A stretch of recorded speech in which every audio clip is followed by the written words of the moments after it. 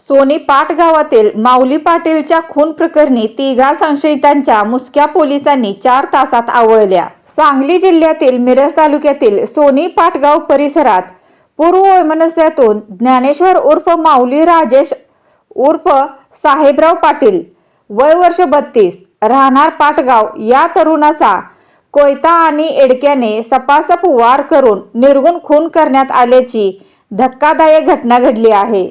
या घटनेनंतर स्थानिक गुन्हे अन्वेषण शाखेच्या पथकाने अंधाऱ्या रात्री दंडोबा डोंगर परिसरात धडक शोध मोहीम राबवून अवघ्या 4 तासाच्या आत 3 संशयित आरोपींच्या मुसक्या आवळल्या आहेत।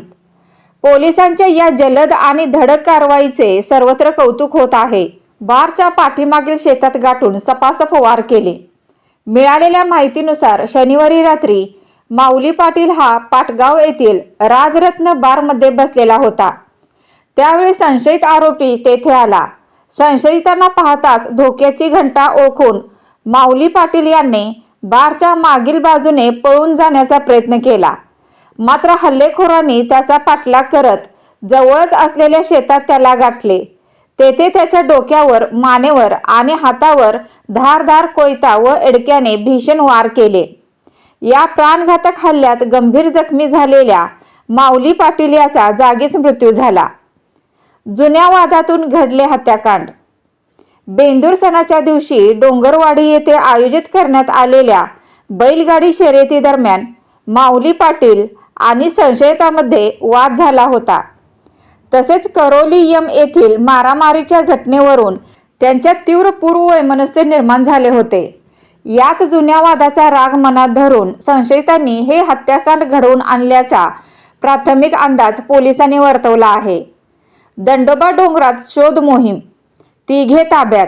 घटनेची माहिती मिळताच मिरज ग्रामीण पोलीस आणि स्थानिक गुन्हे अन्वेषण शाखेचे पथके तातडीने घटनास्थळी दाखल झाली। पोलिसांनी पंचनामा करून मृतदेह शवविच्छेदनासाठी मिरज शासकीय रुग्णालयात पाठवला। दरम्यान आरोपी अंधाराचा फायदा घेऊन पसार झाले होते। एलसीबीच्या पथकाने तातडीने तपासाची चक्रे फिरवत रात्रीच्या अंधारात दंडोबा डोंगर परिसरात विशेष शोध मोहीम राबवली। अवघ्या 4 तासाच्या आत पोलिसांनी 3 संशयितांना ताब्यात घेतले। ताब्यात घेण्यात आलेले संशयित विक्या पवार राहणार करोलीयम तालुका मिरज, सर्वेश देशमुख राहणार करोलीयम तालुका मिरज, अक्षय माने राहणार योगेवाडी तालुका तासगाव। घटनेचे गांभीर्य ओळखून अवघ्या काही तासात आरोपींचा शोध घेऊन त्यांना जेरबंद केल्याबद्दल पोलीस पथकाचे नागरिक आणि वरिष्ठ अधिकाऱ्यांकडून कौतुक केले जात आहे। सध्या या प्रकरणाचा पुढील सविस्तर तपास मिरज ग्रामीण पोलीस करत आहेत।